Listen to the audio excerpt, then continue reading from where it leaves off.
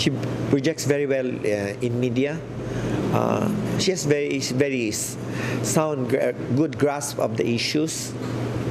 She is obviously a very hardworking person, and she's somebody who will not tolerate nonsense.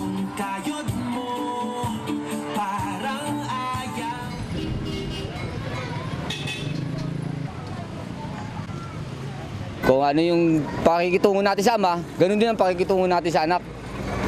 Kasi talagang mabait na tao. Doon nga natin makikita bakit malakas ang loob niya kahit na siya'y baguhan. Mayroon siyang alam, may kakayahan siya para mamuno dahil isang ina siyang bagangan.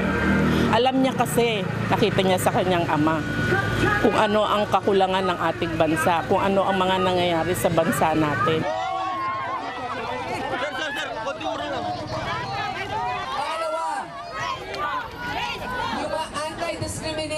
Tagumpay ng mga inaapi, tagumpay ng mga nahihirapan sa sistema, at tagumpay ng mga kababaihan.